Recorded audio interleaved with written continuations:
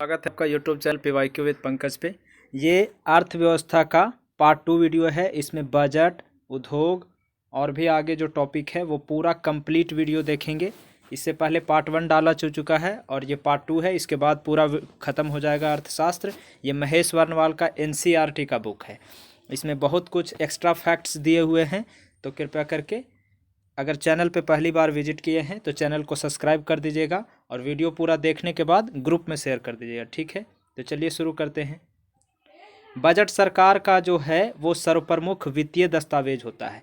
यानी सरकार का अगर वित्तीय दस्तावेज कोई चीज़ है तो वो बजट में सब कुछ लाता है, जो आगामी वित्तीय वर्ष के लिए सरकार की आय और व्यय, यहाँ वायु लिख दिया है, व्यय एवं आर्थिक दृष्टिकोण को प्रस्तुत करता है कि आगे आने वाले वर्षों में सरकार जो है कितना खर्च करेगा, किसमें किसमें इन्वेस्टमेंट करेगा, स्वास्थ्य क्षेत्र में कितना करेगा और भी अन्य सेवा क्षेत्र में कितना करेगा। इस तरीके से वो अपना विवरण प्रस्तुत करता है।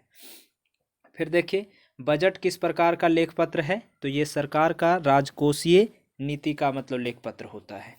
फिर भारतीय बजट के प्रणेता हैं कौन, तो ये जेम्स विल्सन। अब भारत में सबसे पहले बजट कब प्रस्तुत किया गया था, तो ये 1860 को किया गया था। 1860 को किया गया था, 18 फरवरी 1860 को पहली बार। अब कहेगा कि संविधान में बजट शब्द तो नहीं है, लेकिन भारतीय संविधान सरकार को किस अनुच्छेद के अंतर्गत सार्वजनिक बजट बनाने की अधिकारिता प्रदान करता है, तो सार्वजनिक वित्तीय विवरण है ये शब्द मतलब लिखा हुआ है कि मतलब एक साल का वित्तीय विवरण देगा 112 अनुच्छेद में। आगे देखिए सर्वप्रथम भारत का पहला बजट कौन पेश किया था, तो सन्मुखम सेट्टी। बजट किस तिथि को प्रस्तुत होता है, तो 1 फरवरी को। पहला पूर्णकालिक महिला वित्त मंत्री कौन है जो पूर्ण काल पूरा की है, तो निर्मला सीतारमन। फिर हाल ही के वर्षों में संघीय सरकार के बजट में व्यय का सबसे बड़ा मद कौन सा है, तो ब्याज भुगतान है। फिर भारत में बजट का राजस्व अनुमान किसके द्वारा तैयार किया जाता है, तो वित्त मंत्रालय के द्वारा। पहला अंतरिम बजट जो है इंडिया का किसने और कब प्रस्तुत किया था, तो मोरारजी देसाई। इंटीरियम बजट इसको बोलते हैं, अंतरिम बजट। मोरारजी देसाई 1962-63 में ये प्रस्तुत किए थे। फिर भारत में सार्वजनिक व्यय के योजनागत एवं गैर योजनागत खर्च के वर्गीकरण को कब समाप्त किया गया, तो ये 2017 से 18 के बजट में किया गया था कि योजनागत और गैर योजनागत खर्चा अलग अलग होता था, उसके वर्गीकरण को ख़त्म कर दिया गया। फिर भारत में जीरो बेस बजट यानी शून्य आधारित बजट किसकी मतलब सबसे पहले कौन प्रस्तुत किया, तो राजीव गांधी ने। शून्य आधारित बजट के जनक है कौन, तो पीटर ए पायर जी हैं। और ये सबसे पहले शून्य आधारित बजट कहाँ आया था, तो 1973 में अमेरिका में जॉर्जिया प्रांत में जीरो बेस बजटिंग को अपनाया गया था। बाद में इसे अमेरिका के संघीय बजट में भी 1979 में अपनाया गया। अब भारत में इसे 1987 से 88 में आम बजट के रूप में लागू किया गया था, जो राजीव गांधी के समय में हुआ था। यानी बात को समझिए, सबसे पहले शून्य आधारित बजट अमेरिका के एगो प्रांत में आया था 1973 में, फिर उसको अमेरिका अपने पूरा जो संघ होता है वहाँ लाया 1979 में, उसके बाद इंडिया में 87 से 88 में राजीव गांधी में। अब यहाँ देख लीजिए, रेल बजट को आम बजट के साथ प्रस्तुत करने की अनुशंसा कौन किया था, तो विवेक देवरॉय समिति। कि रेल बजट जो पहले अलग पेश होता था तो साथ ही में मतलब पेश किया जाए, ऐसा विवेक देवरॉय समिति अनुशंसा किया। भारत में सबसे ज़्यादा बार बजट कौन पेश किया वित्त मंत्री, तो ये मोरारजी देसाई जी हैं। फिर देखिए निष्पादन बजट यानी परफॉर्मेंस बजट की अवधारणा कहाँ से लिया गया है, तो अमेरिका से लिया गया है। भारत में आर्थिक समीक्षा को तैयार करने के लिए कौन उत्तरदायी होता है, तो वित्त मंत्री उत्तरदायी होता है।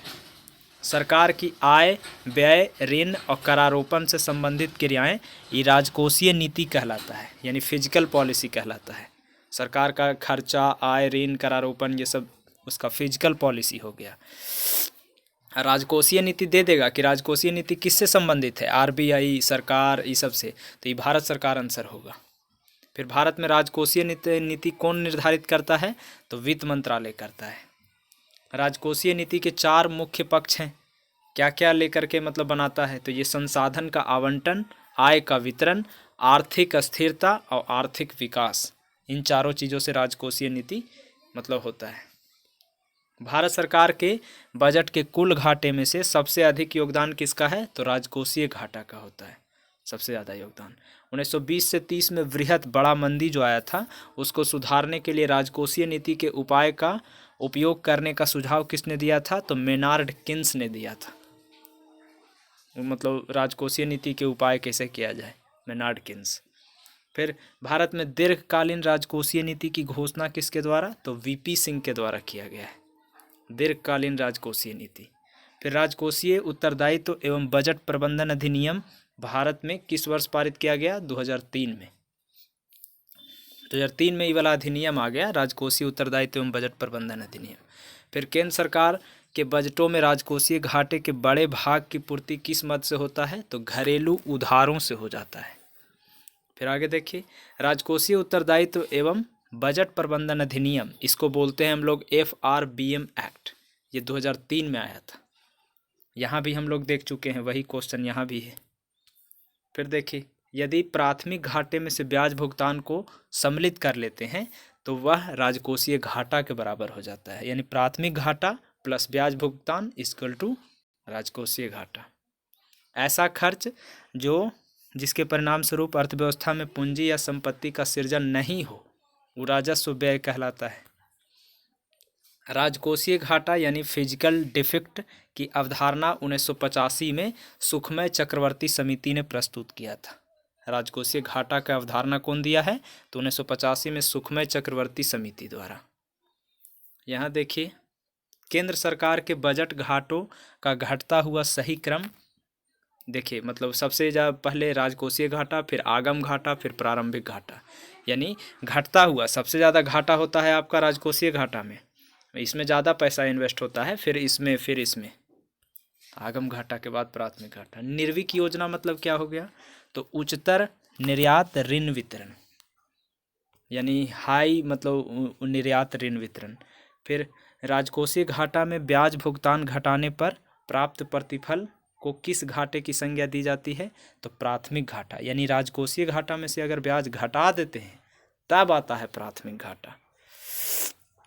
फिर देखिए, किसी वित्तीय वर्ष में जब कुल राजस्व प्राप्तियां कुल राजस्व खर्चा से कम हो तो उसे राजस्व घाटा कहते हैं।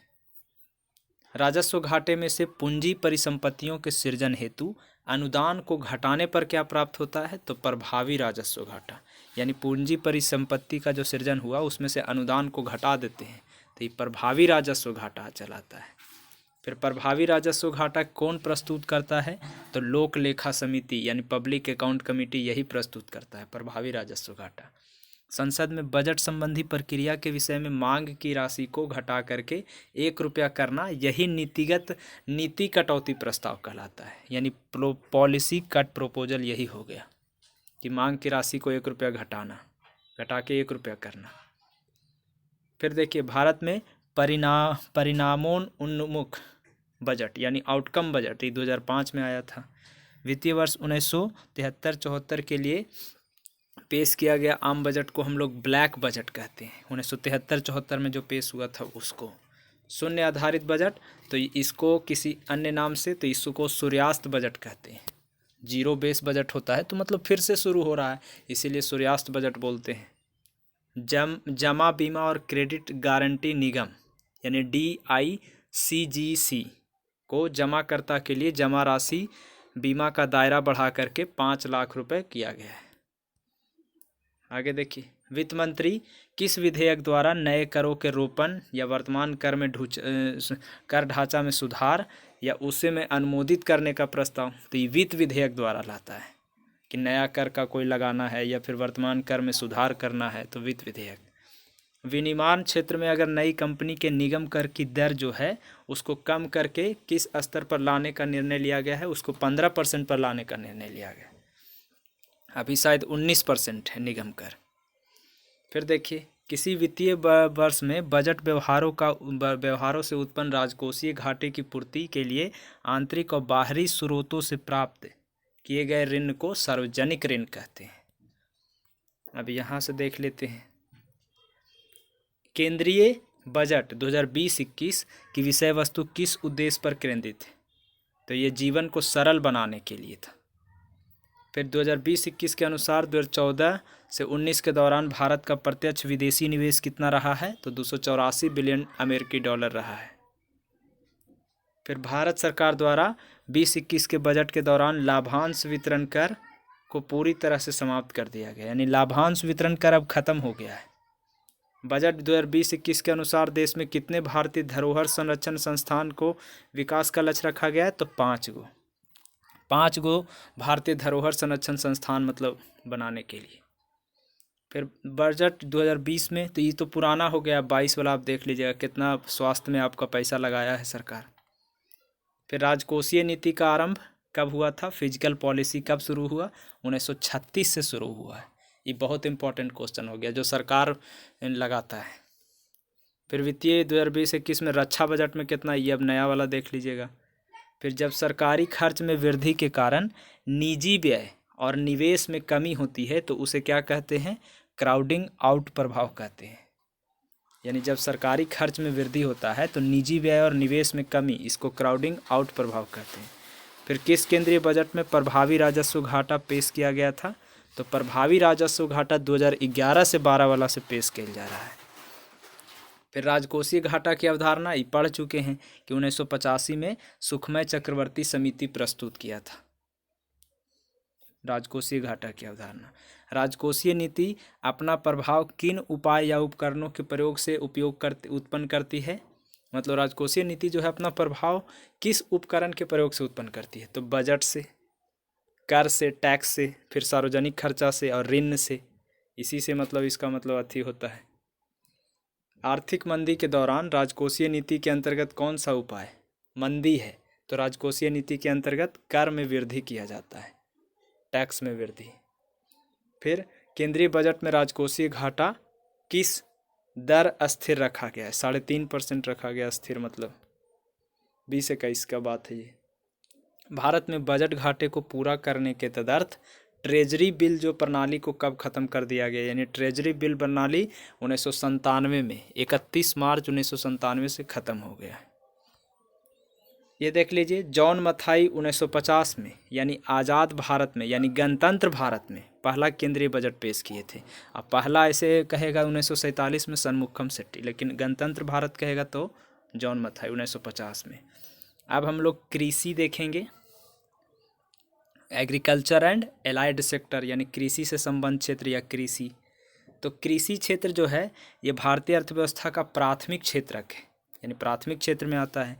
कृषि से संबंध क्षेत्र का तात्पर्य हो गया कृषि, मत्स्य पालन, पशुपालन और बागवानी, ये सब आ जाएगा। आगे देखिए, यहाँ देख लेते हैं कि भारत के संविधान में किस सूची को, मतलब कृषि को किस सूची के अंतर्गत रखा गया है, तो राज्य सूची में, और ये 7वीं अनुसूची में रखा गया है। केंद्रीय बागवानी संस्थान कहाँ है, नागालैंड में है केंद्रीय बागवानी संस्थान। कृषि मूल्य आयोग की स्थापना किसकी अध्यक्षता में, तो प्रोफेसर M.L. दंतवाला की अध्यक्षता में। कृषि मूल्य आयोग, ये बहुत इंपॉर्टेंट है, कृषि मूल्य आयोग की स्थापना दंतवाला की अध्यक्षता में।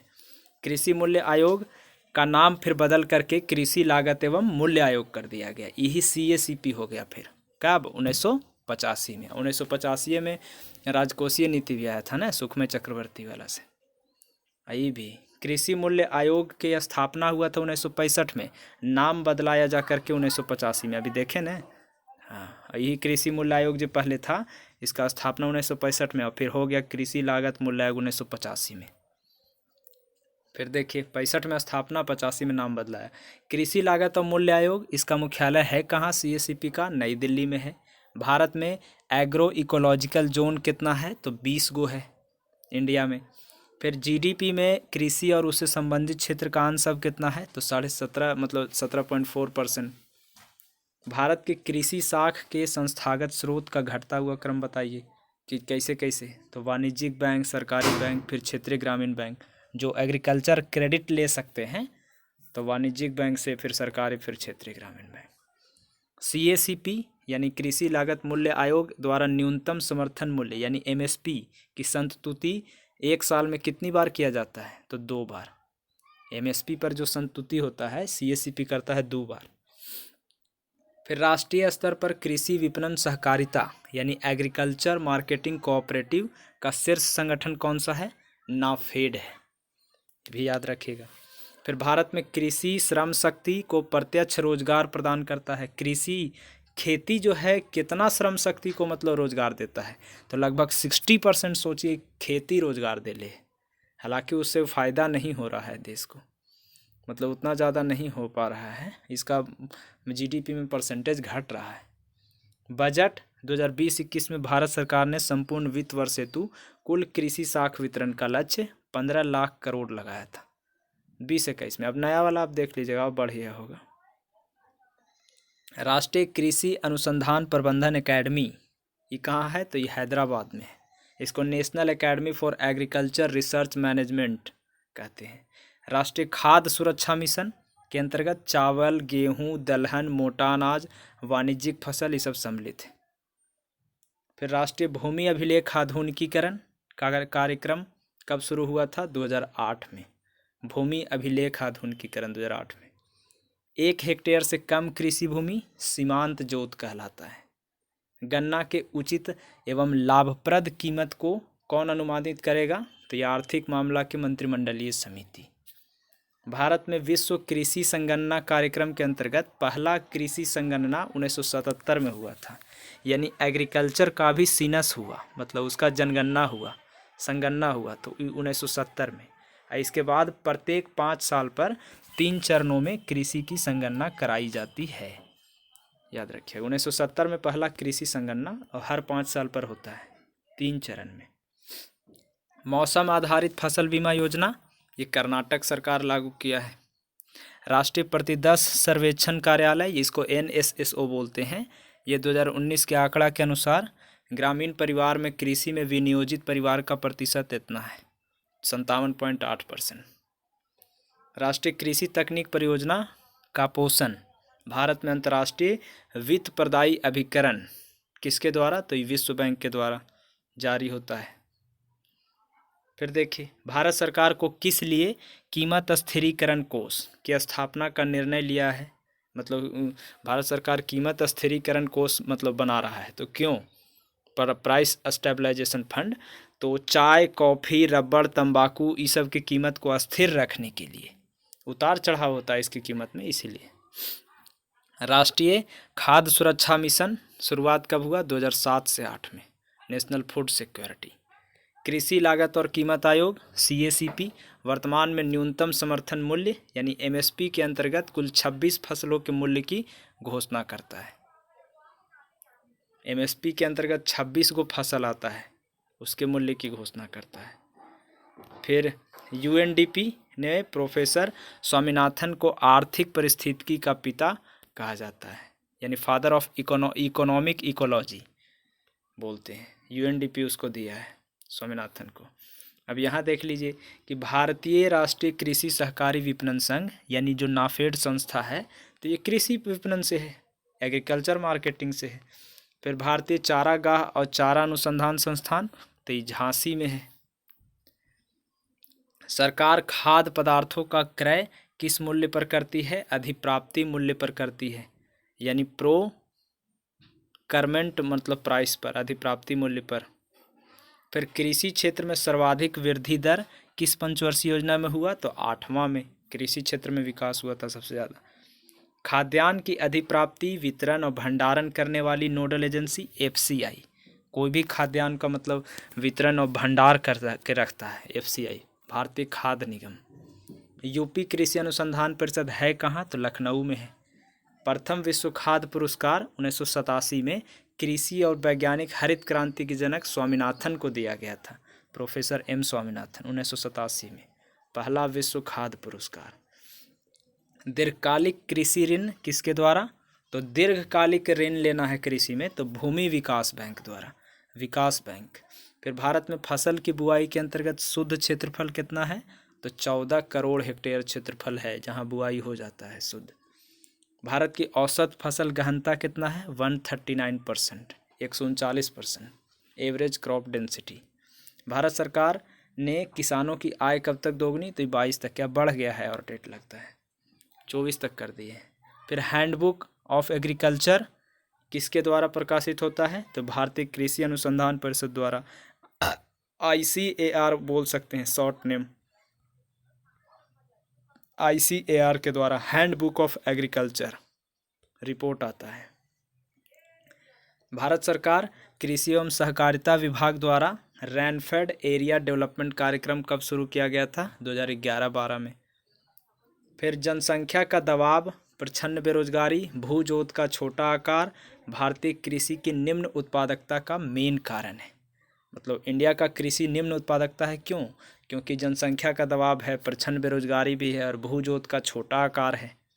केंद्रीय खाद्य तकनीकी अनुसंधान संस्थान कहाँ है? तो मैसूर में है। कृषि उत्पाद में लकड़ी के हलों के स्थान पर लोहे के हलों का प्रयोग पूंजी बढ़ाने वाली प्रौद्योगिकी प्रगति का उदाहरण है। अब लकड़ी के हल नहीं, लोहा के हल चलता है। राष्ट्रीय विशेष कृषि उपज योजना मुख्य रूप से किससे संबंधित है? तो ये निर्यात योग्य कृषि उत्पाद से संबंधित है, निर्यात योग्य कृषि उत्पाद से। फिर कृषि उत्पादन के मूल्य में नकदी फसलों का योगदान कितना है? तो नकदी फसल जो है वो 40% होता है कृषि फसल वाला में। एशिया का पहला मेगा फूड पार्क, तो ये रांची में, पूरा एशिया में सबसे पहला मेगा फूड पार्क गैतल सूद रांची में।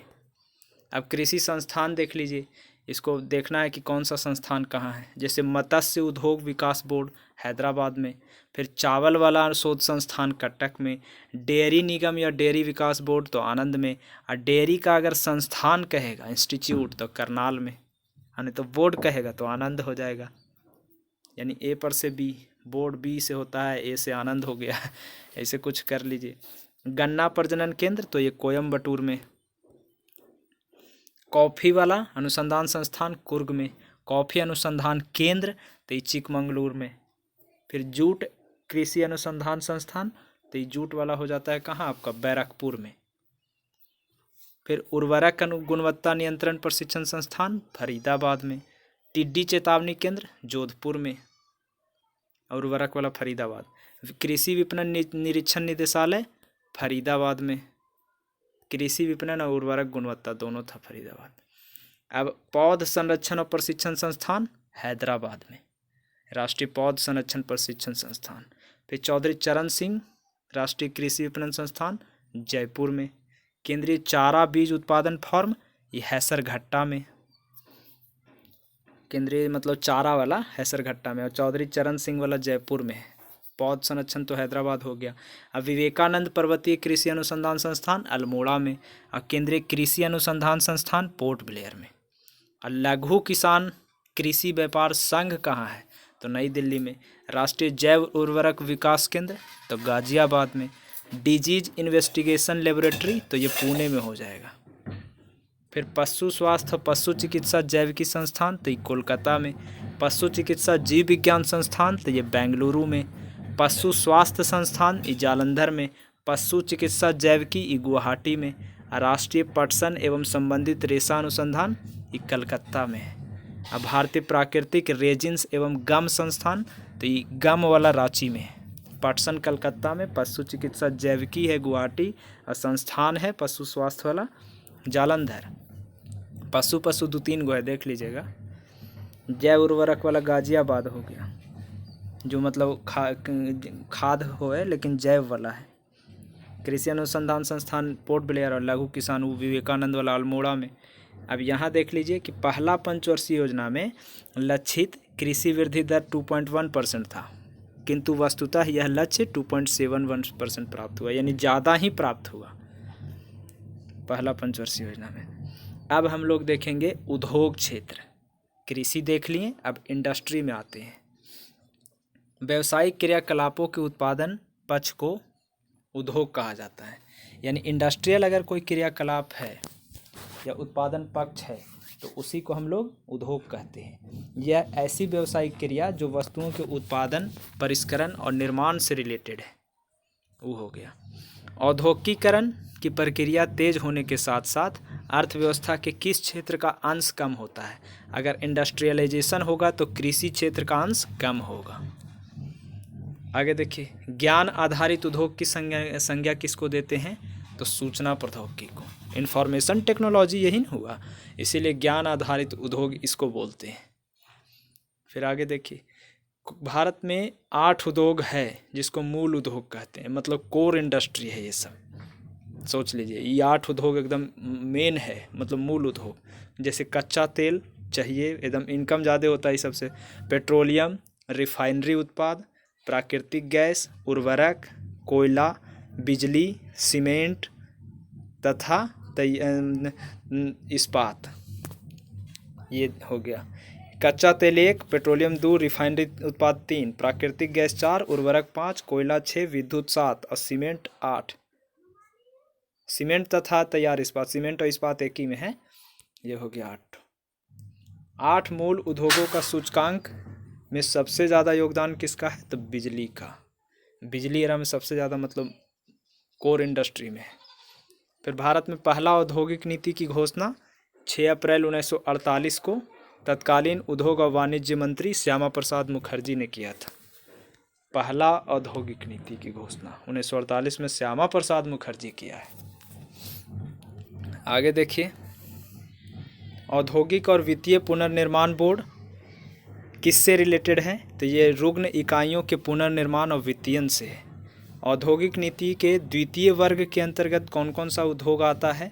तो इसमें 6 गो द्वितीय वर्ग के अंतर्गत: कोयला, लौह इस्पात, वायुयान निर्माण, जलयान निर्माण, टेलीफोन, खनिज तेल प्रसंस्करण उद्योग। कोयला, लोहा, वायुयान, जलयान, टेलीफोन और खनिज तेल, ये हो गया औद्योगिक नीति में दूसरा वर्ग में। अब आगे चलते हैं, बजट 2020-21। तो बजट 2020-21 वाला देख लीजिएगा नया डाटा। भारत में लघु स्तर यानी स्मॉल स्केल के सबसे मुख्य उद्योग कौन है? तो ये हैंडलूम इंडस्ट्री, जिसको हम लोग हथकरघा उद्योग कहते हैं, ये हो गया लघु स्तर का सबसे मेन उद्योग। छोटा मतलब स्मॉल स्केल में हैंडलूम वाला। फिर कंपनी द्वारा किस विशेष पूंजी पर लाभांश की घोषणा? तो अभिदत्त पूंजी पर होता है लाभांश, याद रखिएगा, ये पूछ देगा। सब्सक्राइब्ड कैपिटल पर होता है। आप चैनल को भी सब्सक्राइब कर लीजिएगा क्योंकि आपको ये मेहनत मेरा अच्छा लग रहा हो तो चैनल को सब्सक्राइब कर दीजिएगा। अब देखिए, तो मतलब ये पूछता है कि लाभांश की घोषणा किस पर? तो अभिदत्त पूंजी पर होता है। फिर निजीकरण, प्राइवेटाइजेशन से क्या समझते हैं? तो निजी क्षेत्र का स्वामित्व और प्रबंधन का हस्तांतरण, ये हो गया। मैनेजमेंट का हस्तांतरण हो जाता है, अब निजी क्षेत्र का स्वामित्व, निजीकरण। भारत में मेगा फूड पार्क्स की योजना जो है का उद्देश्य क्या है? तो खाद्य प्रसंस्करण उद्योग के लिए अवसंरचना में सुधार लाना है। फिर 2005 में जो राष्ट्रीय निवेश निधि NIF का मेन उद्देश्य क्या था? तो सामाजिक क्षेत्र की परियोजनाओं में निवेश करना। फिर BSNL की स्थापना 2000 में। कागज विनिर्माण उद्योग, कागज वाला, तो यमुनानगर, गुवाहाटी और बल्लारपुर में 3 जगह है कागज की फैक्ट्री। यमुनानगर में भी है, गुवाहाटी और बल्लारपुर में। मेक इन इंडिया के लोगो, तो शेर है।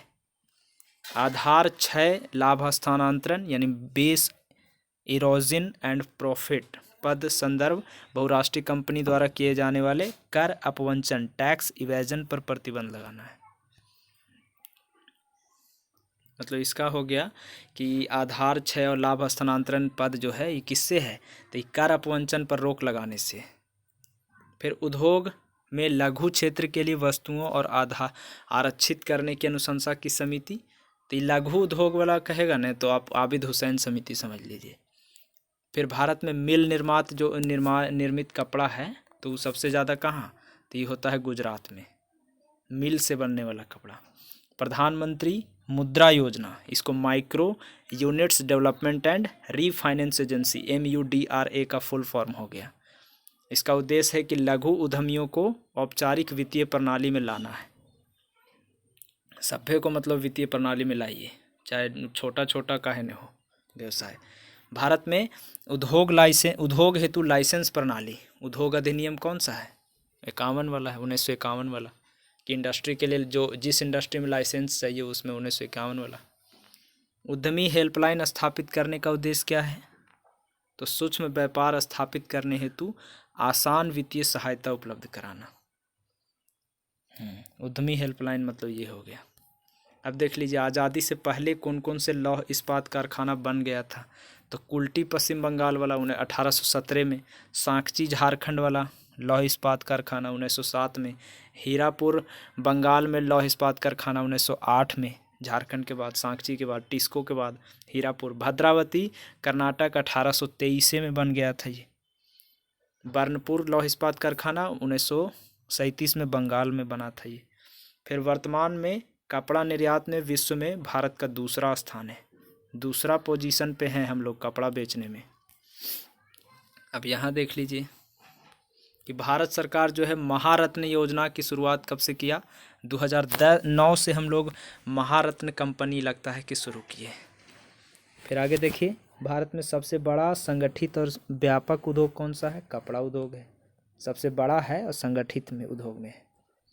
फिर भारत का सिलिकॉन घाटी बेंगलुरु को कहते हैं। राष्ट्रीय नवीकरण घोषणा का गठन क्यों किया गया है, उद्योगों के औद्योगिकीकरण के बाद विस्थापित श्रमिकों की पुनर्स्थापना हेतु नवीकरण घोषणा किया गया है। फिर 1991 में जो उदारीकरण, निजीकरण और भूमंडलीकरण की नई आर्थिक नीति की घोषणा कौन सरकार किया था, तो ये नरसिम्हा राव के सरकार था। फिर MSMDA ये 2006 में आया है, लघु सूक्ष्म मध्यम विकास अधिनियम पारित किया गया था। फिर कॉरपोरेट सोशल रिस्पॉन्सिबिलिटी यानी CSR संबंधी कानून भारत में आया है सबसे पहले, कॉरपोरेट सोशल रिस्पॉन्सिबिलिटी। और सूक्ष्म लघु मध्यम विकास अधिनियम 2006 में, याद रखिएगा। MSMDA ये सब NCERT का फैक्ट है, डायरेक्ट उठा के देगा आपका। फिर कंपनी अधिनियम 2013, इसके अंतर्गत जिन कंपनियों का विशिष्ट शुद्ध मूल्य कारोबार या लाभ एक सीमा से अधिक है उन्हें अपने पिछले 3 वित्तीय वर्ष के दौरान कमाए गए औसत शुद्ध लाभ का 2% CSR नीति पर खर्च करना होगा। ये बनाया गया है अधिनियम में 2013 में। फिर उद्योगों का वार्षिक सर्वेक्षण किसके द्वारा किया जाता है, इंडस्ट्री का, तो राष्ट्रीय प्रतिदर्श सर्वेक्षण संगठन NSSO करता है उसका सर्वेक्षण। फिर भारत में कृषि क्षेत्र के बाद कौन सा सबसे ज़्यादा रोजगार देता है, तो कपड़ा उद्योग। भारत में लघु स्तरीय कुटीर उद्योगों को प्रोत्साहित करना क्यों आवश्यक है, क्योंकि रोजगार के अवसर में वृद्धि होगा, इसीलिए लघु और कुटीर उद्योग को बढ़ावा दीजिए। केंद्रीय सांख्यिकी का संगठन CSO औद्योगिक निष्पादन सूचकांक का आधार वर्ष जो है 2005 से अब बदल करके 2011-12 हो गया है। रोजगार की दृष्टि से यूपी सबसे बड़ा उद्योग कौन सा है यूपी में, तो यूपी में सबसे बड़ा हथकरघे उद्योग है। फिर 1999 की किसकी अध्यक्षता में प्रतिस्पर्धा नीति पर कानून समिति आया था, तो SBS राघवन, इसकी अध्यक्षता में प्रतिस्पर्धा नीति पर कानून आया था 1999 में। यहाँ देखिए भारत में उदार औद्योगिक नीति किस वर्ष अपनाया गया, 1991 में। उदार औद्योगिक नीति 1991 में। औद्योगिक उत्पादन सूचकांक का आकलन कितने अंतराल पर, तो मासिक आधार पर, यानी इंडस्ट्रियल प्रोडक्शन इंडेक्स जो है वो महीने मतलब देखा मासिक आधार पर देखता है वो अपना। फिर वे उद्योग जो स्थानीय कच्चे मालों का उपयोग करते हैं वो कुटीर उद्योग हो गया, मतलब स्थानीय अपने नज़दीकी वाला जो कोई कच्चा माल या फिर कच्चे माल से बनता हो वो कुटीर उद्योग में। सूचना क्रांति के जनक की संज्ञा किसे दिया जाता है, आर्थर सी क्लार्क को। इस सूचना क्रांति है, बताइए, सूचना क्रांति के जनक इंफॉर्मेशन वाला आर्थर सी क्लार्क। मीरठ सेठ समिति यह हथकरघा के विकास से है। असंगठित सेक्टर यानी असंगठित क्षेत्र के उद्योग के लिए राष्ट्रीय आयोग के अध्यक्ष कौन थे, अर्जुन सेन गुप्ता। ये इम्पोर्टेंट हो जाता है आपका कि अर्जुन सेन गुप्ता को असंगठित क्षेत्र में मतलब उद्योग के लिए अध्यक्ष बनाया गया था। सत्यम समिति, यहाँ देख लीजिए, सत्यम समिति का संबंध अरे यार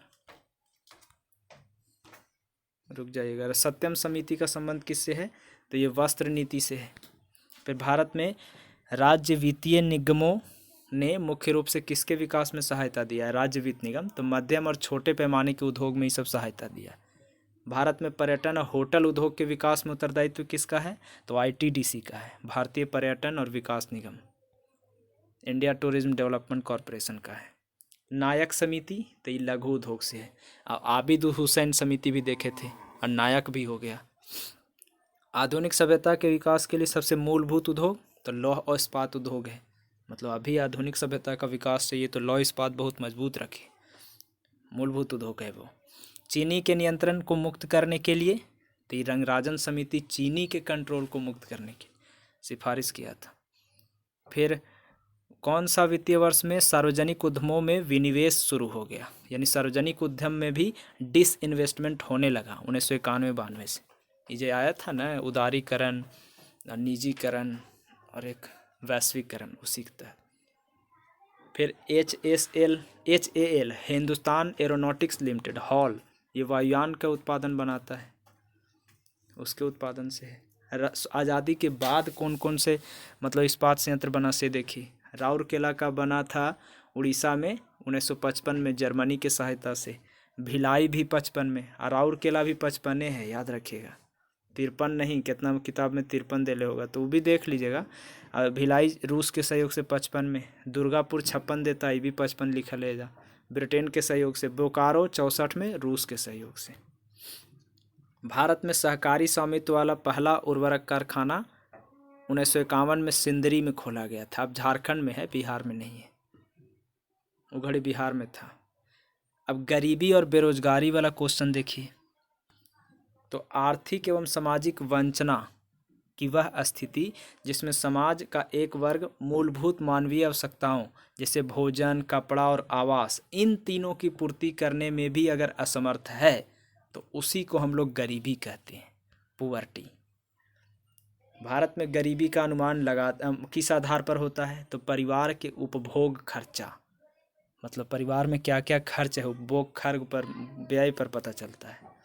भारत में गरीबी को किस रूप में तो कैलोरी प्राप्ति, कि इसको कितना कैलोरी प्राप्ति है हो रहा है, इसी से गरीबी पता चलता है। दांडेकर रथ फार्मूला तो ये गरीबी रेखा के निर्धारण से, यानी गरीबी रेखा को निर्धारण करने के लिए आया था दांडेकर रथ फार्मूला। ये भी एक क्वेश्चन है। आय के वितरण का जो विषमता है उसके माप के लिए सबसे बढ़िया प्रचलित विधि कौन सा है, गिनी गुणांक है। गिनी गुणांक जो है ये आय के वितरण की विषमता को मापता है। लॉरेंज वक्र और गिनी गुणांक को कब मतलब विकसित किया गया था तो मैक्स ओ लॉरेंज ने किया था। लॉरेंज नाम भी है, एकरे नाम पर लॉरेंज वक्र आया था 1905 में। और एगो गिनी तो इसीलिए लॉरेंज और गिनी गुणांक कहते हैं इसको। करोड़ गिनी 1912 में किया था, ये 1905 में। 1989 में लाकड़ा वाला समिति था, ये भारत के गरीबी माप के लिए आया था। डी लाकड़ा वाला गरीबी मापने के लिए 89 में। निर्धनता के दुष्चक्र सिद्धांत रेगनर नर्स ने दिया है। गरीबी उन्मूलन का नारा 5वीं में हुआ था यार, ये 6ठी दे रहा है। गरीबी हटाओ का नारा लगता है दिया था 5वां में, और गरीबी उन्मूलन तो ये हो जाएगा 6ठा, याद रखिएगा। फिर MPI बहुआयामी गरीबी सूचकांक, ये इसकी गणना में किसे इकाई मानते हैं तो परिवार को मानते हैं। बहुआयामी गरीबी सूचकांक में परिवार को इकाई मानते हैं। भारत में गरीबी की गहनता के माप के लिए MPI ही प्रयोग होता है। अगर गरीबी की गहनता देखना है तब, जिसमें परिवार था इकाई, ये बहुआयामी गरीबी सूचकांक मापता है MPI। फिर UNDP के अनुसार गरीबी बहुआयामी होती है। इसके संदर्भ में उसके द्वारा बहुआयामी निर्धनता सूचकांक यानी MPI जारी किया गया है। इस सूचकांक में शिक्षा, स्वास्थ्य, जीवन स्तर से जुड़े 10 मानकों का प्रयोग किया गया है। UNDP जो करता है वो। भारत में तेजी से सामाजिक परिवर्तन के लिए, तीव्र सामाजिक परिवर्तन के लिए क्या उत्तरदायी है तो आधुनिक विज्ञान प्रौद्योगिकी, सामाजिक नियोजन और जनसंख्या वृद्धि, ये तीनों चीज़ मतलब उत्तरदायी है। यहाँ देख लीजिए भारत में जो है अधिकांश बेरोजगारी किस्सा है तो ये संरचनात्मक है, स्ट्रक्चरल है। बंधुआ मजदूरी अधिनियम ये कब पारित किया गया था 1975 में किया गया था। 75 है ना, हाँ। 1976 भी देता है, 76 भी, हाँ 75 है। फिर यहाँ देखिए भारत में परिवार नियोजन कार्यक्रम 1952 में शुरू किया गया। अत्यधिक कुपोषण के कारण किस राज्य में भारत का इथियोपिया कहते हैं तो मध्य प्रदेश को। भारत राष्ट्रीय सामाजिक सहायता कार्यक्रम का उद्देश्य क्या है, तो ये अत्यधिक गरीबों को वृद्धावस्था पेंशन देना, सामाजिक सहायता में वही वाला योजना हो गया। तेंदुलकर समिति, ये गरीबी रेखा के नीचे जनसंख्या का अनुमान का आकलन किया है। का ये गरीबी, तेंदुलकर समिति बताया था कि 37.5%, लगभग 37.2% गरीबी रेखा के नीचे। गरीबी क्षमताओं का अभाव है, ये किसका कथन है, तो अमर्त्य सेन ने कहा था कि गरीबी जो है क्षमताओं का ही अभाव है, क्षमता नहीं है तो गरीबी है, ऐसा कुछ। भारत में बेरोजगारी और गरीबी का अनुमान NSSO द्वारा परिवारों के उपभोग खर्च के सर्वे पर आधारित है। विजन 2020 फॉर इंडिया दस्तावेज किससे संबंधित है, तो आर्थिक विकास से संबंधित है, विजन 2020। फिर आगे देखिए, निर्धनता उन्मूलन के लिए 20 सूत्री जो आर्थिक कार्यक्रम है कब शुरू हुआ था, तो 20 सूत्री 1975 में हुआ था। यहाँ 82 दे ले है यार, देख लीजिएगा। विश्व बैंक की रिपोर्ट के अनुसार 50% से अधिक निर्धन किस 4 राज्य में, बिहार में गरीब, यूपी में, मध्य प्रदेश में और उड़ीसा में 50% से ज़्यादा गरीब। भारत में सामुदायिक विकास के मुख्य निर्माता किसको मानते हैं, तो सामुदायिक विकास के निर्माता सुरेंद्र कुमार डे, ये भारत में प्रथम सहकारिता एवं पंचायती राज मंत्री हैं। भारत के पहला हैं सहकारिता और पंचायती राज मंत्री सुरेंद्र कुमार डे, और यही सामुदायिक विकास के निर्माण किए हैं, मेन निर्माता हैं सुरेंद्र कुमार डे। ट्राइसेम कार्यक्रम, तो ये ग्रामीण विकास से रिलेटेड है। गरीबी के आकलन से संबंधित समिति, तो ये लाकड़ा वाला गरीबी से है। YK अलग समिति गरीबी से है। सुरेश तेंदुलकर समिति गरीबी से है। अरविंद पनगढ़िया, ये भी गरीबी से है टास्क फोर्स। और C रंगराजन भी एक आया था गरीबी से, यानी अलग, तेंदुलकर, पनगढ़िया, लाकड़ावाला और रंगराजन। यहाँ देख लीजिए कि भारत में गरीबी के उपयुक्त मानदंडों का आधार वर्ष 2011 के लिए 53.4% परिवार गरीब माने गए हैं, यानी 50% से ज़्यादा। फिर भी अब इसमें देखिए कि भारत राष्ट्रीय स्वास्थ्य बीमा योजना कौन मंत्रालय में आएगा, तो ये श्रम और रोजगार मंत्रालय में आएगा, राष्ट्रीय स्वास्थ्य बीमा योजना। फिर जीवन की भौतिक गुणवत्ता का सर्वाधिक उपयुक्त आकलन, तो शिशु मृत्यु दर और साक्षरता से पता चलता है कि उसका फिजिकल क्वालिटी जो है वो, मतलब कितने बच्चे जो जन्म लेते हैं वो मर जाते हैं, और ये साक्षरता से है। फिर आगे देखिए, भारत सरकार द्वारा चलाया गया मिशन इंद्रधनुष, इसका संबंध बच्चों और गर्भवती महिलाओं का प्रतिरक्षण, इम्यूनाइजेशन से है, कि उसका मतलब सुरक्षा करो। स्वच्छ भारत कार्यक्रम में कितने प्रतिशत उपकर लगाया गया है, 0.5%। आगे देखिए, राष्ट्रीय ग्रामीण स्वास्थ्य मिशन, तो ये 10वां पंचवर्षीय योजना में शुरू किया गया था, 10वां पंचवर्षीय योजना में आया था राष्ट्रीय ग्रामीण स्वास्थ्य मिशन। प्रथम राष्ट्रीय स्वास्थ्य नीति 1983 में शुरू हुआ था, प्रथम राष्ट्रीय स्वास्थ्य नीति ना। अब यहाँ देखिए, एड्रागोगी किससे संबंधित है, तो ये प्रौढ़ शिक्षा से। एडल्ट लोग, एडल्ट मतलब होता है प्रौढ़, तो ये हो गया एड्रागोगी जो है वो बूढ़ा लोग के मतलब शिक्षा से है। आई स्वास्थ्य नीति पहला कब आया था, 83 में। अब प्रधानमंत्री जनधन योजना का उद्देश्य था वित्तीय समावेशन को प्रोत्साहित करना। फिर सर्व शिक्षा अभियान, तो ये 2001 में शुरू हुआ है। ग्रामीण अवस्थापना विकास कोष किसके द्वारा संचालित होता है, तो नाबार्ड के द्वारा, यानी मतलब ग्रामीण अवस्थापना का विकास कोष नाबार्ड संचालित करता है। जवाहर रोजगार योजना, ये कौन पंचवर्षीय योजना में, छठा देना चाहिए था, गलती दे रहा है लगता है। चलिए देख लिए, हाँ ठीक दे रहा है, 7वां पंचवर्षीय योजना में 89 में हुआ था, तो 85 से 90 यही है ना। फिर आगे देखिए, विश्व साक्षरता दिवस 8 सितंबर को। राष्ट्रीय ग्रामीण विकास संस्थान, तो ये हैदराबाद में है। फिर उदाई, UIDAI, इसको जो आधार कार्ड वाला है, UIDAI, unique identification authority of India, इसके अंतर्गत पहला आधार गांव, तो ये महाराष्ट्र में है, आधार गांव पहला, थेम्बली। आधार प्रत्येक भारतीय नागरिक को विशिष्ट पहचान संख्या उपलब्ध कराने के लिए एक योजना है। यहाँ देखते हैं, ग्रामीण विकास से संबंधित महत्वाकांक्षी कार्यक्रम पूरा, जिसको PURA यानी provision of urban amenities rural area बोलते हैं इसको, ये सबसे पहले कौन शुरू किए थे? तो Abdul Kalam, professor doctor APJ Abdul Kalam पूरा कार्यक्रम शुरू किए थे। ये देखिए कितना नया इम्पैक्ट है। PURA कार्यक्रम APJ Abdul Kalam missile man चलाए हैं। भारत सरकार जो संचालित करता है सबके लिए आवास योजना, इसको 2022 तक पूरा करना है। ये भी बढ़ गया है। मध्याह्न भोजन हेतु जो वित्तीय व्यवस्था करता है तो ये मानव संसाधन विकास मंत्रालय द्वारा किया जाता है, इसको भारत सरकार करता है। इसका नाम भी बदल दिया गया है, प्रधानमंत्री कुछ कर दिया गया है। भारत में अक्षय पात्र फाउंडेशन का संबंध प्राथमिक विद्यालय के मध्याह्न भोजन से, अक्षय पात्र जो फाउंडेशन है उसका। फिर UNO सबके लिए शिक्षा का लक्ष्य कब निर्धारित किया? बताइए। UNO भी किया है सबके लिए शिक्षा, ये 2015 में। ऑपरेशन ब्लैक बोर्ड किससे है? तो ये प्राइमरी एजुकेशन से है, प्राथमिक शिक्षा ब्लैक बोर्ड पर, ऐसे याद कर लीजिए। शिक्षित बेरोजगारी का सर्वाधिक प्रतिशत? तो केरल में, पढ़ल लिखल बेरोजगार, काहे कि केरल की साक्षरता तो बहुत ज़्यादा है इसलिए।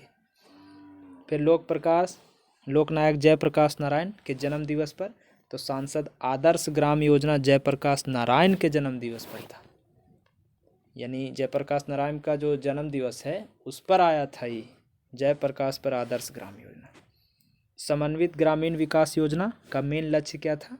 तो ग्रामीण क्षेत्रों में गरीबी रेखा से नीचे परिवार को रोजगार दिलाएंगे, ये था IRDP में, इंटीग्रेटेड रूरल डेवलपमेंट स्कीम में। गरीबी रेखा से नीचे वाले मतलब परिवार को रोजगार दिलाएंगे। विभेदीकृत ब्याज योजना का उद्देश्य, किस उद्देश्य से रियायती ऋण प्रदान करना है? तो गरीबों के खाद्य सुरक्षा हेतु देता ये ऋण। आगे देखिए, विकसित देशों में किस प्रकार की बेरोजगारी? तो चक्रीय और घर्षण बेरोजगारी है जो विकसित है, जैसे अमेरिका ही सब में चक्रीय और घर्षण, घूम घूम के घर्षण होता है। फिर हथकरघा क्षेत्र में राजीव गांधी शिल्पी स्वास्थ्य बीमा योजना कौन मंत्रालय शुरू किया था? तो कपड़ा मंत्रालय। सरकारी स्तर पर परिवार नियोजन कार्यक्रम सबसे पहले किस देश में अपनाया गया? तो भारत में। सरकारी स्तर पर कह रहा है परिवार नियोजन कार्यक्रम कि उसको सरकार लागू कर रहा है, ये सरकारी स्तर पर आ रहा है परिवार नियोजन भारत में। आर्थिक क्षेत्र का मतलब कार्यबल देख लीजिए, 46% लोग लगल है प्राथमिक में, द्वितीयक में मात्र 21% लोग है, तृतीयक में 32% लोग लगा हुआ है, संलग्न कार्यबल है। लेकिन इसका परसेंटेज सबसे कम इसी का है GDP में, उसके बाद इसका, उसके बाद सबसे ज़्यादा इसका परसेंटेज है। अब यहाँ देख लीजिए, यदि कोई व्यक्ति 8 घंटा काम करता है, 8 घंटे कार्य के साथ 273 दिनों तक रोजगार में है तो उसको पूर्ण रोजगार कहते हैं। 365 दिन होता है ना, उसमें से 273 दिन अगर आप काम कर रहे हैं तो समझिए आप रोजगार में हैं, पूर्ण रोजगार में। अब देखिए अंतर्राष्ट्रीय संगठन, यहाँ तक हो गया कि 273 दिन रोजगार दे देगा, तब समझिए हो जाएगा पूर्ण रोजगार। अब अंतर्राष्ट्रीय संगठन में देखिए, सबसे पहले ब्रेटन वुड्स समझौता हुआ था, तो इसमें 2 संस्था बना था। पहला बना था अंतर्राष्ट्रीय मुद्रा कोष IMF और दूसरा वर्ल्ड बैंक। वर्ल्ड बैंक के पहले अध्यक्ष कौन थे? तो यूजिन मेयर जी थे। वर्ल्ड बैंक का मुख्यालय कहाँ है? तो वाशिंगटन DC में है। वर्ल्ड बैंक में कितने सदस्य हैं? 189 गो, और लास्ट सबसे सदस्य 189वां नौरू है। वर्ल्ड बैंक के अध्यक्ष कौन है? डेविड मालपास जी हैं। अब IMF देखिए, ये भी ब्रेटन वुड्स सम्मेलन से बना था, तो ये स्थापना का मतलब इसका आधार क्या था? योजना प्रारूप कौन तैयार किया था? तो ये हैरी D वाइट अमेरिका के थे, ये बनाए थे IMF की स्थापना का योजना प्रारूप, वाइट ने बनाए थे। फिर IMF का 14वां सामान्य समीक्षा के तहत निर्धारित कोटे में भारत का स्थान 8वां है, मतलब इसमें। अब विकासशील देशों में निजी उद्योगों को निवेश के लिए विश्व बैंक समूह की कौन सी संस्था पूंजी उपलब्ध कराती है? तो अंतर्राष्ट्रीय वित्त निगम। ये जो है विकासशील देश में निजी उद्योग में निवेश के लिए वर्ल्ड बैंक समूह की ये संस्था, अंतर्राष्ट्रीय वित्त निगम जो है ये वर्ल्ड बैंक का ही संस्था है, यही पूंजी देता है। फिर आगे देखिए, वर्तमान IMF के शीर्ष 3 कोटा धारक राष्ट्रों में कौन कौन है जो IMF को दे रहा है पैसा? तो ये अमेरिका 17.46%, जापान 6.48%, फिर चाइना 6.41%। भारत में राज्यों की अवस्थापना सुधार के लिए किसके द्वारा ऋण अनुदान दिए जाते हैं? तो वर्ल्ड बैंक देता है, वर्ल्ड बैंक द्वारा। फिर देखिए, किस संस्था को विश्व बैंक का उदार ऋण देने वाला खिड़की कहते हैं? तो IDA को। Soft loan window of world bank अंतर्राष्ट्रीय विकास बैंक को कहते हैं। विश्व आर्थिक संभावना रिपोर्ट आवधिक रूप से किसके द्वारा जारी किया जाता है? तो वर्ल्ड बैंक द्वारा आर्थिक संभावना रिपोर्ट। फिर मानव विकास रिपोर्ट, ये कौन प्रकाशित करता है? तो विश्व बैंक। अंतर्राष्ट्रीय मुद्रा कोष और विश्व बैंक में क्या अंतर है दोनों में? तो वर्ल्ड बैंक जो है सदस्य देशों के संतुलित विकास हेतु दीर्घकालिक ऋण देता है, और IMF जो है ये सदस्य देश के भुगतान शेष की प्रतिकूलता को अनुकूल बनाने के लिए अल्पकालीन ऋण देता है। अब यहाँ देखिए, वर्ल्ड विकास रिपोर्ट ये वार्षिक रूप से किसके द्वारा? तो अंतर्राष्ट्रीय पुनर्निर्माण एवं विकास बैंक द्वारा। ये वर्ल्ड बैंक का ही दूसरा नाम है, वही जारी करता है। फिर विश्व विकास रिपोर्ट के अनुसार निम्न आय अर्थव्यवस्थाएं वे हैं जिनके लिए 1994 में प्रति सकल राष्ट्रीय उत्पाद प्रति व्यक्ति सकल राष्ट्रीय उत्पाद GNP अगर $725 से या उससे कम था वो आएगा निम्न आय अवस्था में। रॉ सूचकांक, रॉ इंडेक्स कौन जारी करता है? तो ये भी वर्ल्ड बैंक करता है।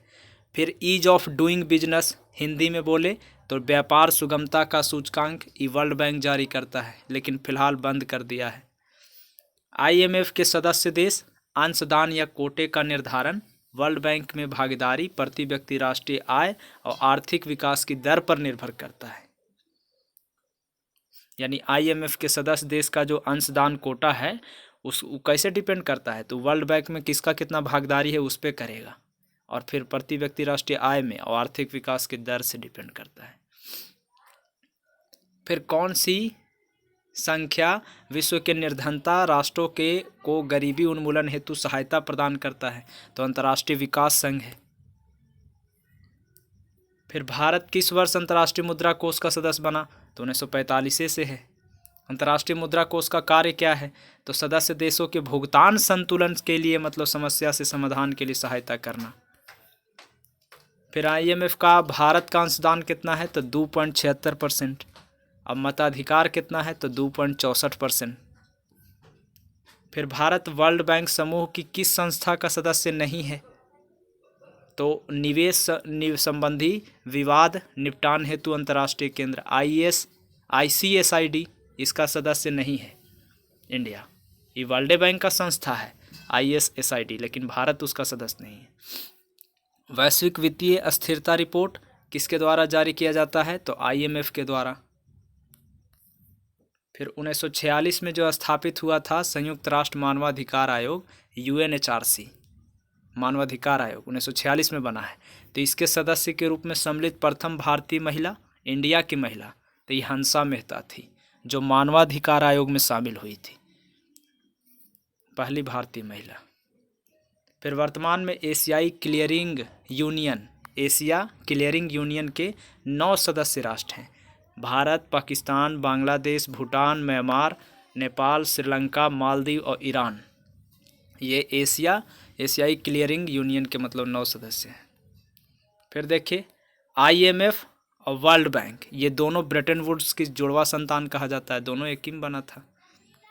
अब यहाँ देखिए कि SDR मतलब विशेष आहरण अधिकार, इसके अंतर्गत कौन सी अंतर्राष्ट्रीय मुद्रा शामिल होता है? तो एरा में अमेरिकी डॉलर आता है, SDR में जापानी येन आता है, चाइनीज युआन आता है, यूरो भी आता है और पाउंड आता है। ये 5 गो मुद्रा जो है वो SDR में आता है।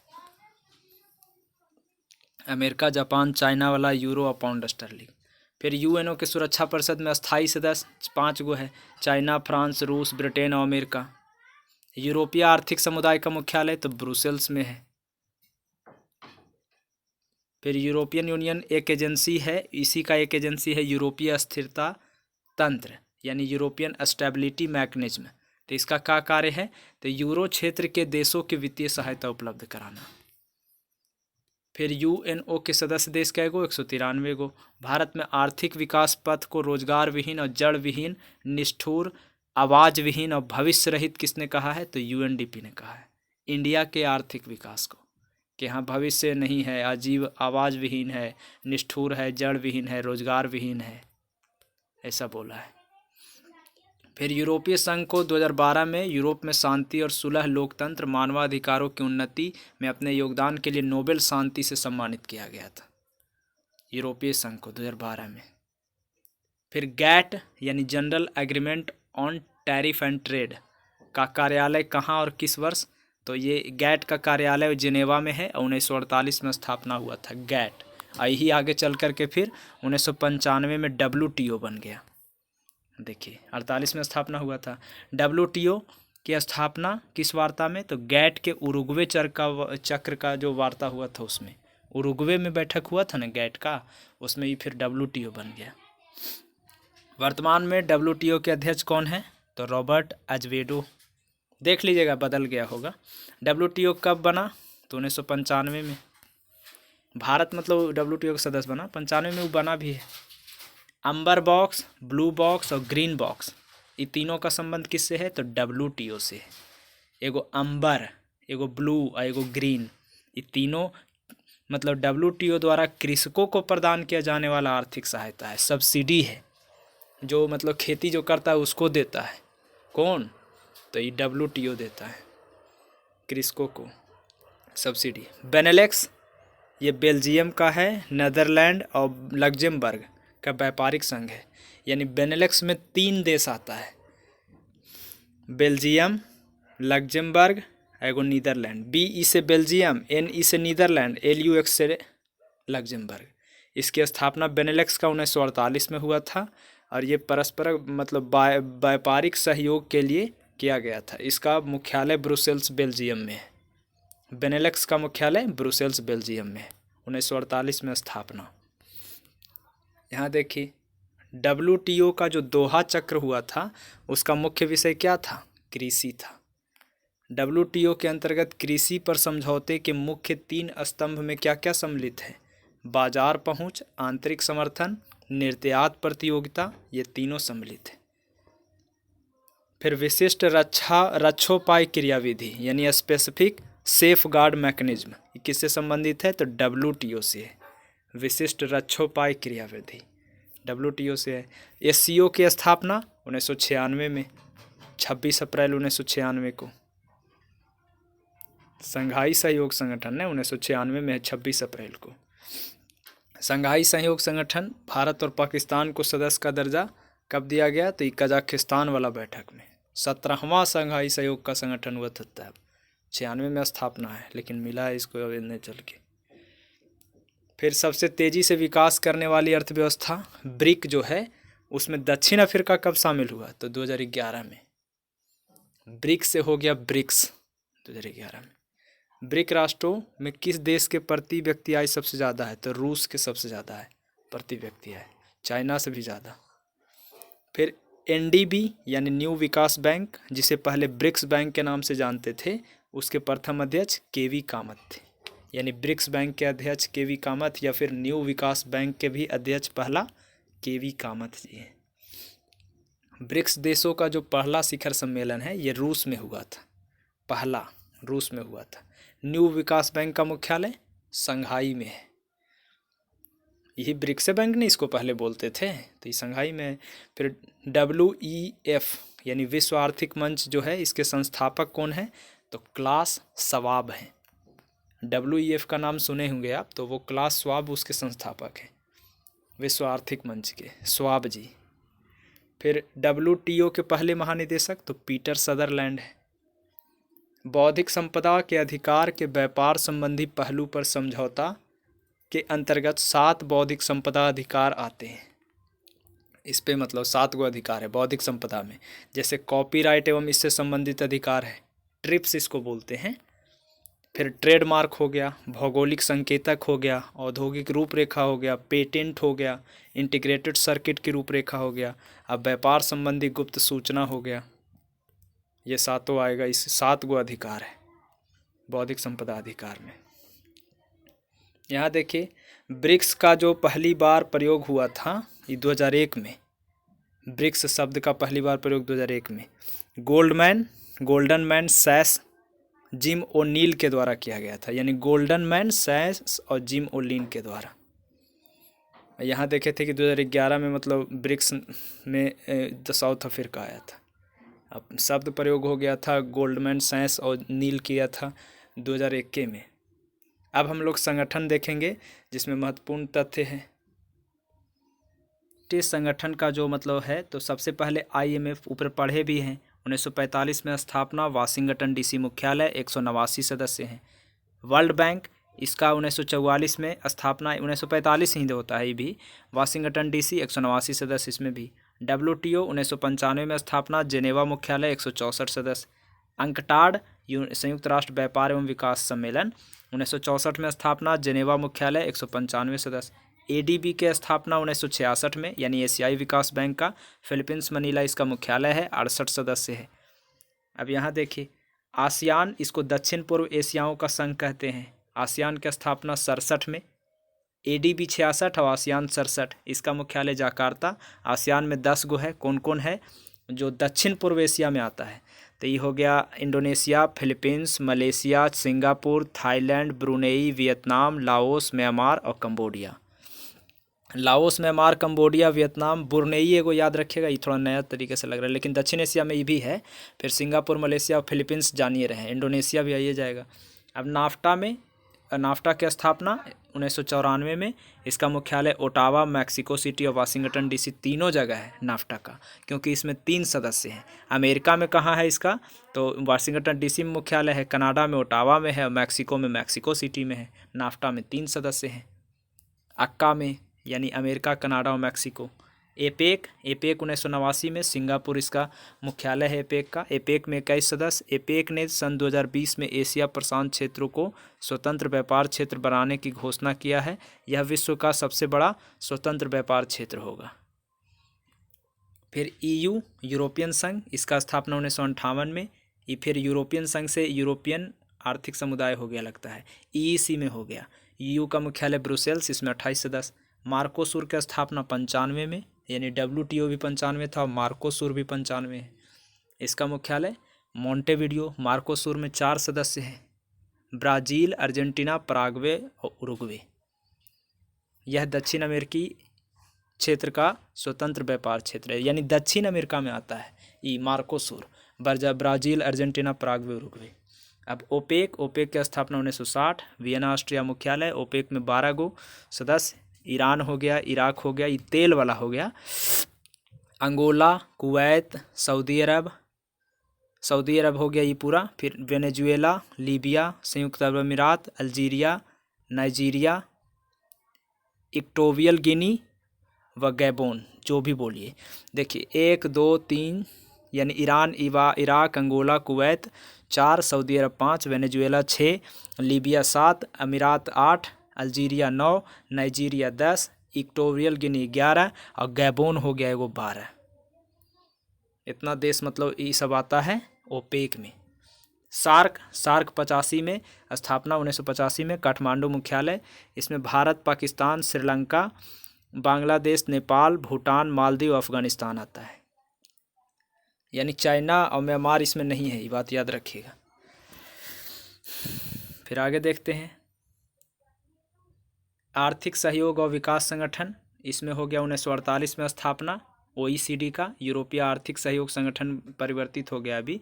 पेरिस, फ्रांस में मुख्यालय, 36 गो सदस्य। असेम के 96 में स्थापना, 53 सदस्य। एशियाई क्लियरिंग यूनियन, ये 1975 में, तेहरान इसका मुख्यालय है। क्लियरिंग ऊपर पढ़े थे लगता है, तो इसमें 9 सदस्य हैं क्लियरिंग, एशिया क्लियरिंग में। भारत, पाकिस्तान, बांग्लादेश, नेपाल, श्रीलंका, ईरान, भूटान, मालदीव, म्यांमार, ये 9 गो है एशिया क्लियरिंग में। UNO में 1945 में स्थापना, न्यूयॉर्क मुख्यालय, 193 सदस्य है। 193वां सदस्य दक्षिणी सूडान है। G7 75 में है। यानी एशियाई क्लियरिंग यूनियन भी 75 में, लेकिन उसका मुख्यालय तेहरान था। G7 ये भी 75 में है। एरा में 7 गो है।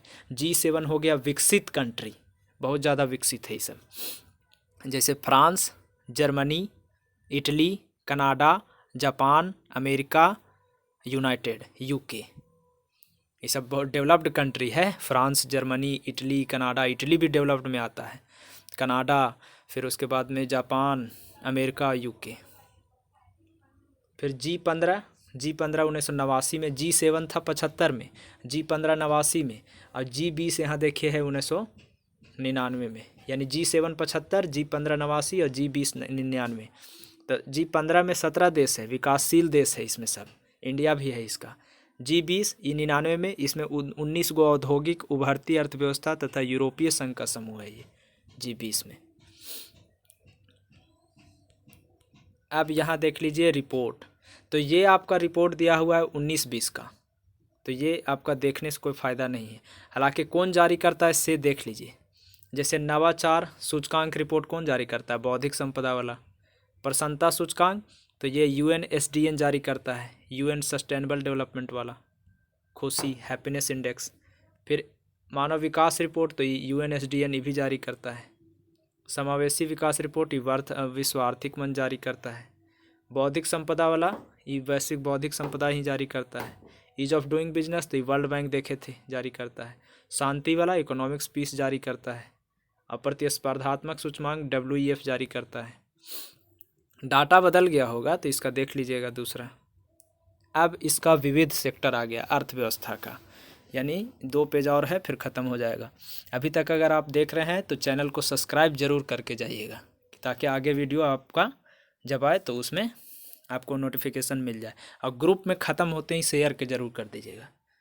अगर आपको लग रहा है कि मैं कुछ मतलब कुछ बता रहा हूँ आपको, कुछ इससे फ़ायदा हुआ है, तब जब कुल उत्पादन स्थिर होता है तो सीमांत उत्पाद क्या हो जाता है? शून्य हो जाता है।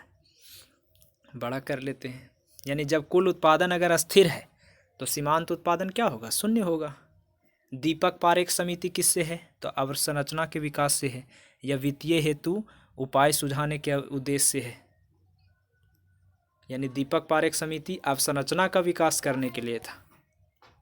अब यहाँ देखिए ISO 14001 एक अंतर्राष्ट्रीय प्रमाण पत्र है जो प्रदूषण नियंत्रण प्रणाली और स्थापित करने की औद्योगिक इकाइयों को प्रदान किया जाता है। यानी अगर कोई कंपनी ISO 14001 यानी 14001 ये प्रमाण पत्र उसके प्रोडक्ट में लगा हुआ है तो समझिए कि वो प्रदूषण नियंत्रण प्रणाली से सर्टिफाइड कंपनी है। आगे देखिए FRBM विधेयक के अनुसार कर सकल घरेलू उत्पाद को 2020-21 तक के 12.7% पर लाना है। व्यापार एवं माल निशान अधिनियम किस वर्ष पारित किया गया था? 1958 में व्यापार और माल निशान एक्ट आया था। प्रतिस्पर्धा आयोग के अध्यक्ष कौन है? देवेंद्र कुमार सीकरी। एनर्जी स्टैटिक्स नामक रिपोर्ट कौन जारी करता है? CSO एनर्जी स्टैटिक्स नामक। और प्रतिस्पर्धा आयोग के अध्यक्ष अभी वर्तमान में आप चेक कर लीजिएगा, यह CSO एनर्जी स्टैटिक्स जारी करता है। फिर गॉडगिल मुखर्जी सूत्र, इसके अंतर्गत अधिकतम भार किसे दिया गया है? तो जनसंख्या को, गॉडगिल मुखर्जी सूत्र में।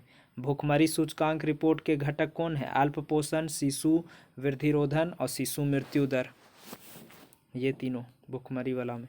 फिर रघुराम राजन समिति ये आर्थिक क्षेत्र में सुधार को लेकर के है।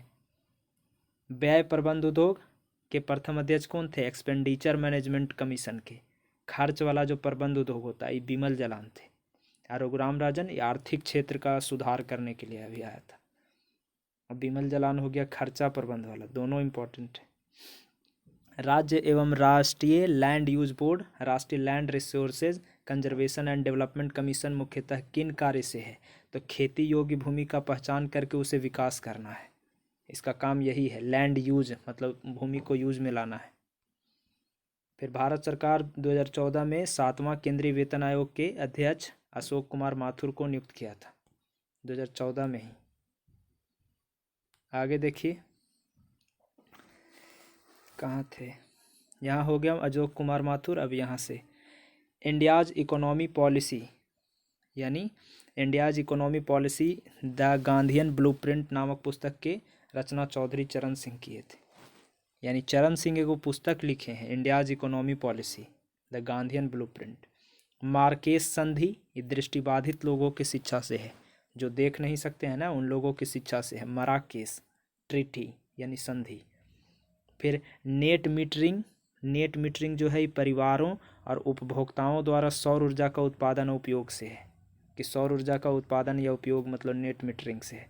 विश्व उपभोक्ता अधिकार दिवस 15 मार्च को। सेमफेक्स योजना, ये राजस्थान वित्त निगम शुरू किया था। फिर पिछड़े देशों के लिए रोलिंग प्लान का सुझाव तो गुन्नार मिर्डल दिया था। व्यावसायिक मतलब न्यायशीता सिद्धांत, व्यावसायिक संपत्ति के लिए न्यायशीता ट्रस्ट प्रिंसिपल, ये महात्मा गांधी ने प्रतिपादन किया है। फिर किसी देश में आय का पुनर्वितरण, ये मतलब प्रगामी खर्च के संयुक्त प्रगामी कराधान, यही रास्ता है। यानी किसी देश में आय का पुनर्वितरण मतलब आय का जो रीडिस्ट्रीब्यूशन होता है, उसका बढ़िया मार्ग क्या है, तो प्रगामी खर्च का संयुक्त परागामी कराधान। फिर ई चौपाल नामक ग्रामीण विपणन तंत्र जो है किसने शुरू किया था, ई चौपाल। ई चौपाल तो ये आईटीसी ने, यानी इंटरनेशनल ट्रेड सेंटर ने शुरू किया था। फिर भारतीय उद्यमिता विकास संस्थान, तो ये अहमदाबाद में है। Indian institute of entrepreneurship development, यानी उद्यमिता वाला विकास संस्थान, तो ये एंटरप्रेन्योरशिप वाला अहमदाबाद में है। इंदिरा गांधी राष्ट्रीय मानव संग्रहालय, तो ये भोपाल में है। राष्ट्रीय मानव संग्रहालय इंदिरा गांधी के नाम से है, भोपाल में। फिर आर्थिक विकास के सामान्यतया किसके साथ युग्मित होता है, तो स्फीति के साथ में। इकोनॉमिक डेवलपमेंट जो है स्फीति के साथ में युग्मित होता है। फिर प्लानिंग एंड द पुअर, ये पुस्तक बीएस मिन्हास के लेखक हैं। राष्ट्रीय जन विकास एजेंसी, ये 1982 में स्थापना हुआ था। 1968 में स्वीडन के केंद्रीय बैंक अल्फ्रेड नोबेल की स्मृति में अर्थशास्त्र में नोबेल पुरस्कार शुरुआत हुआ था। 68 में मतलब अर्थशास्त्र में भी मिलने लगा। ये देख लीजिए। सार्वजनिक वस्तु यानी पब्लिक गुड्स की कीमत निर्धारण हेतु छाया कीमतों की अवधारणा जे टिंडरबर्गिन ने प्रतिपादित किया था। इन्हें अर्थशास्त्र का प्रथम नोबेल पुरस्कार 1969 में प्रदान किया गया था। भारत सरकार ने किस मंत्रालय के अंतर्गत राष्ट्रीय विकलांग वित्त निगम की स्थापना किया है, तो सामाजिक न्याय अधिकार मंत्रालय इसके अंतर्गत। फिर 2011 में संघीय पेट्रोलियम मंत्री द्वारा भारत का सबसे बड़ा नैफ्था क्रैंकर संयंत्र का शुरुआत कहाँ किया गया, पानीपत हरियाणा में। पेट्रोलियम मंत्री किए थे नैफ्था क्रैंकर संयंत्र। फिर भारत का पहला निवेश विनिर्माण क्षेत्र कहाँ, तो ये आंध्र प्रदेश में। भारत का पहला investment and manufacturing zone Andhra Pradesh में, पहला निवेश और विनिर्माण क्षेत्र आंध्र प्रदेश। प्रोजेक्ट एरो, ऐसे तीर नहीं लगा होता है, ये डाकघर से संबंधित है। भारतीय पेटेंट कानून, इंडियन पेटेंट लॉ, ये 1972 में लागू हुआ था। सार्वजनिक निजी साझेदारी यानी पीपीपी मॉडल इसी को बोलते हैं, परचेस और ऐसे कुछ होता है, तो ये पीपीपी का हिंदी जान लीजिए, सार्वजनिक निजी साझेदारी। इसके अंतर्गत भारत की पहला रेलवे लाइन निर्मित किया गया है, जिसमें सार्वजनिक भी है और प्राइवेट सेक्टर वाला भी है। गुजरात में पहला रेलवे लाइन पीपीपी के तहत। फिर आवासीय कीमतों का सूचकांक रेजिडेक्स, एगो मतलब आवास के लिए जो सूचकांक है, ये शुरुआत हुआ है 2007 में। रेसिडेक्स, रेसिडेंस माने होता है ना घर, तो उसके लिए डेक्स 2007 में। प्रतिस्पर्धा आयोग का गठन किस वर्ष, तो 2003 में हुआ है। प्रतिस्पर्धा आयोग, कंपटीशन कमीशन। औपनिवेशिक अर्थव्यवस्था का मतलब क्या हुआ, कि किसी देश की अर्थव्यवस्था का दूसरे देश द्वारा शासित होना। औपनिवेश है यानी कॉलोनिकल है, कॉलोनियल है। कॉलोनियल मतलब आपके देश का अर्थव्यवस्था दूसरा देश देख रहा है, इसी को हम लोग कहते हैं औपनिवेशिक। जैसे चाइना भी एक दो देश के कैले जा रहा है। फिर एयर इंडिया तथा इंडियन एयरलाइंस के एकीकरण हो गया, तो इससे निर्मित नई इकाई एयर इंडिया के नाम से, दोनों मिला तो फिर भी एयर इंडिया के नाम से रहा। अंग्रेज़ों ने भारत में किस प्रकार की आर्थिक व्यवस्था अपनाया है, तो अंग्रेज इंडिया में सेमी फ्यूडल अपनाए थे, अर्ध सामंतवादी यानी अर्ध सामंतवादी अपनाए थे अंग्रेज लोग जब यहाँ कर रहे थे तब। पूंजी का संग्रहण नामक पुस्तक के लेखक यानी the accumulation of capital John Robinson है। पूंजी का अधिग्रहण पुस्तक संग्रहण पुस्तक के लेखक, संग्रहण एक्यूमुलेशन माने संग्रहण होता है, संग्रह इस रॉबिन्सन लिखा है। राष्ट्रीय कृषि अर्थशास्त्र नीति अनुसंधान केंद्र ये कहाँ है, तो ये कृषि अर्थशास्त्र नीति अनुसंधान केंद्र नई दिल्ली में। अब यहाँ देख लीजिए, physical responsibility and budget management act के अनुसार अर्थव्यवस्था की त्रैमासिक समीक्षा करने की बात कौन समिति किया था, तो कि बजट का जो है उसको हर 3 महीने पर, त्रैमासिक मतलब वही होता है क्वार्टरली, साल में 3 बार यानी 4 महीना पर विजय केलकर समिति किया था 2004 में। आरबीआई अर्थव्यवस्था को गति देने के उद्देश्य से ऑपरेशन ट्विस्ट कब शुरू किया था, कि मतलब ऑपरेशन ट्विस्ट से अर्थव्यवस्था को गति मिलेगा, आरबीआई किया था उन्हें 2019 में। फिर खादी और ग्रामोद्योग कमीशन का मुख्यालय कहाँ है, तो ये मुंबई में है। अर्थशास्त्र के पुस्तक है वो the theory of income employment and interest, Keynes ने लेखक है होकर। फिर दृष्टिविहीन विकलांग हेतु राष्ट्रीय संस्थान कहाँ है, तो देहरादून में है। दृष्टिविहीन जो है विकलांग उसके लिए देहरादून में संस्थान है। और खादी ग्रामीण उद्योग कमीशन का मुख्यालय है मुंबई में, खादी और ग्रामीण उद्योग का। The theory of income employment and interest के किन्स है। अब दूसरा पेटेंट संशोधन अधिनियम ये 2002 में स्वीकृति हुआ था, पेटेंट वाला दूसरा। फिर देख लीजिए, प्रिंसिपल ऑफ इकोनॉमिक्स पुस्तक के लेखक अल्फ्रेड मार्शल हैं। प्रिंसिपल ऑफ इकोनॉमिक्स के अल्फ्रेड मार्शल 1980 में लिखे थे। अब अभी एक और पुस्तक था the theory of income employment interest, ये किन्स था, आई मार्शल है। अब एडम स्मिथ की पुस्तक है द वेल्थ ऑफ नेशंस, ये 1776 में प्रकाशित हुआ था। पूर्ति पक्ष अर्थशास्त्र यानी कॉन्ट्रैप्ट इकोनॉमिक्स मुख्यतः किस आधारित है, उत्पादक के दृष्टिकोण पर आधारित है।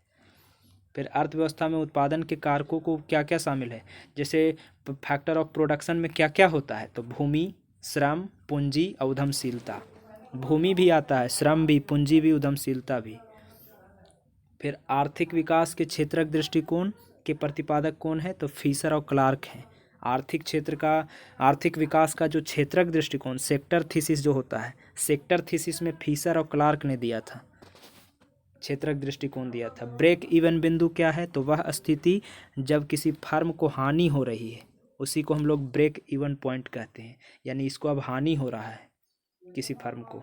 बर्गसन मापदंड कल्याण अर्थशास्त्र से संबंधित है। विदेशी मुद्रा भंडार के घटक कोची है, विदेशी मुद्रा कोची में आता है, मतलब उसमें कौन कौन सा चीज़ शामिल करेंगे विदेशी मुद्रा में, तो आरबीआई की विदेशी मुद्रा परिसंपत्तियां जो है वो भी आएगा, काहे कि उस सोना रख ले है, एसडीआर रख ले है। फिर आरबीआई के स्वर्ण भंडार भी, सरकार का एसडीआर यानी स्पेशल ड्राइविंग राइट राशि भी, और आईएमएफ के पास भी जो आरक्षित निधि है ये भी विदेशी मुद्रा भंडार में, ये चारों चीज़ आता है। 2 आरबीआई के है, एगो सरकार एगो आईएमएफ वाला। अब यहाँ देख लीजिए कि विलियम डी नार्डहॉस एवं पार्ल एम रोमर ने 2018 में अर्थव्यवस्था पर जलवायु परिवर्तन के प्रभाव पर शोध किया था, रोमर और नार्डहॉस ने। इसी के साथ आपका पूरा अर्थव्यवस्था सेकेंड पार्ट भी ख़त्म हो गया। पूरा एनसीईआरटी का ये देख लीजिए, महेश वर्णवाल का था, ये पूरा आपका कंप्लीट हो गया। वीडियो को सब्सक्राइब कर दीजिएगा और मतलब शेयर लाइक कर दीजिएगा। धन्यवाद। पूरा अर्थव्यवस्था आपका कंप्लीट हो गया। अब नेक्स्ट पार्ट आपका और भी वीडियो प्लेलिस्ट चेक कर लीजिएगा, सब टॉपिक वाइज और मतलब चैप्टर वाइज डाला जा चुका है। ठीक है, धन्यवाद।